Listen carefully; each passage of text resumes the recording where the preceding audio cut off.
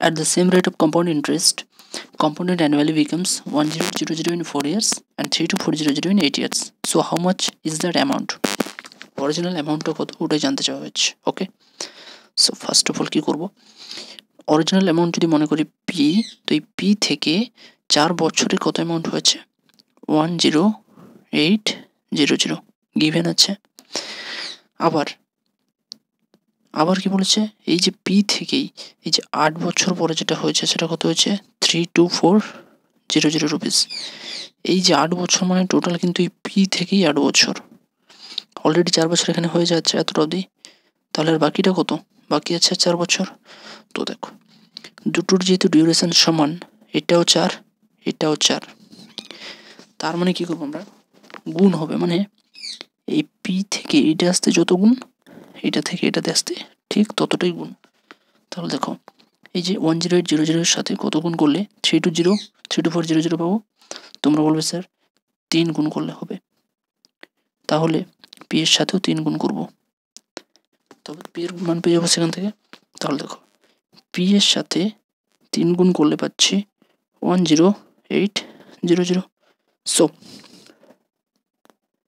P equals to কত 10800/3 equals to 318 টাকা। তাহলে আমাদের যেটা অ্যামাউন্ট হলো সেটা কত 3600 রুপিস। ওকে, দেখো জাস্ট আ মিনিট, এর আরেকটা প্রসেস থাকে, প্রসেসটা হচ্ছে এটাই যে নর্মালি রুলস থাকে কি P into 1 plus r/100 whole to the power n। এটাকে যদি এভাবে লেখো, প্রথমটাতে পুট করে 1 লিখলে, আবার দ্বিতীয়টাতে আরেকবার করলে যে P into 1 plus r/100 whole to the power n, মানে প্রথমে n1 n2 দেন 2, এইভাবে দুটোকে যদি সমাধান করতে যাও তাহলে কিন্তু অনেক টাইম লস্ট হবে। ঠিক আছে, তার চেয়ে আগেরটা অনেক বেটার অপশন। চলো আরেকটা স্টেপ দেখাচ্ছি, দেখো A sum of money becomes 12600 for 6 years and 21000 in 9 years on compound interest. The sum invested is, এখানেও সে একই কোশ্চেন, দেখো কি করব। সো ফার্স্ট অফ অল বলেছে নর্মালি পি ধরলাম, এটা একটু আলাদা হবে সেজন্য এটা রেখেছি। পি থেকে 6 বছর পরে, 6 বছর পরে অ্যামাউন্টটা কত হয়েছে, এই যে 12600, আবার 9 বছরের কত 2100 ওকে, টোটাল পি থেকে টোটাল এখান থেকে এতটা মানেই তো 9 বছর, অলরেডি এতটা অবধি 6 বছর হয়ে গেছে, বাকি কত আছে 3 বছর, এটার মান হচ্ছে 3। এখানে কিন্তু দুটোর ডিউরেশন সমান নেই, ঠিক আছে, আগেরটাতে যেমন কি ছিল দুটোর ডিউরেশন সমান ছিল, মানে এখানেও যেটা ছিল টাইমটা এখানেও সেই টাইমটা ছিল, কিন্তু এবারে কিন্তু দুটো ডিউরেশন আলাদা। ঠিক আছে, এবার হচ্ছে এখানেও কিন্তু সেমই হবে, যে এটার সঙ্গে এটাতে যে গুণ হবে এটার সঙ্গে এটা ততটাই গুণ হবে।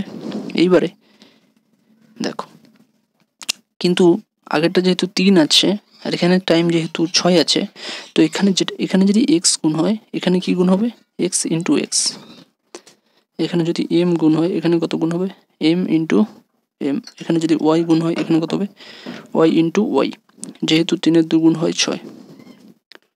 ক্লিয়ার? তাহলে দেখো নেক্সট স্টেপে দেখছি, এইবারে 12600 কত গুণ 21000, গুণ তো করা যায় না, তাহলে এদের অনুপাত একটা বের করি।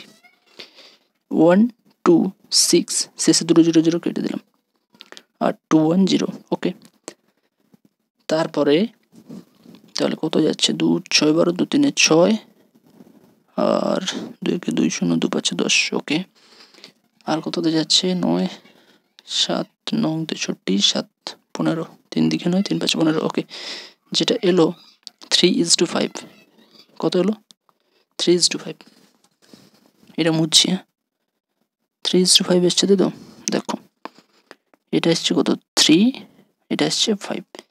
এবারে বলো এই 3 এর সাথে কত গুণ করলে 5 হচ্ছে, তোমরা বলবে 5-এর 3 গুণ করলে 5 হচ্ছে। ক্লিয়ার? 3 3 এর সাথে কত গুণ করলে 5 হবে? 5 এর 3 গুণ করলে। তাহলে এখানে 5 এর 3 গুণিত 5 এর 3 হবে। পি এর সাথে 5 এর 3 গুণিত 5 এর 3 করতে হবে। নেক্সট পেজে দেখাচ্ছি, দেখো অ্যামাউন্টটা লিখি।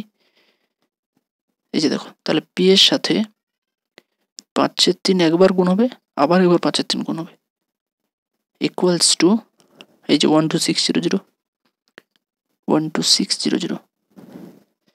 আগেরটার মতোই সেম, কিন্তু এখানে ডিফারেন্সটা হচ্ছে আগেটাতে দুটো সময় একই ছিল, কিন্তু এখানে সময় একই নেই। যেহেতু এখানে 3 এখানে 6 আছে, তো দ্বিগুণ, সেই কারণে এখানে যদি এক্স হয় বলে দিচ্ছি, তাহলে এখানে এক্স ইন্টু এক্স, যেহেতু এখানে 5 এর 3, তাই এখানে হচ্ছে 5 এর 3 ইন্টু 5 এর 3। ক্লিয়ার? এবার চলো সমাধান করি। তো 5 এখানে P equals to 12600 into 3/5 into 3/5। Okay, so 5 2 10, 5 5 25, 5 2 10 0। ঠিক আছে, আবার 5 5 25 0, 5 4 20।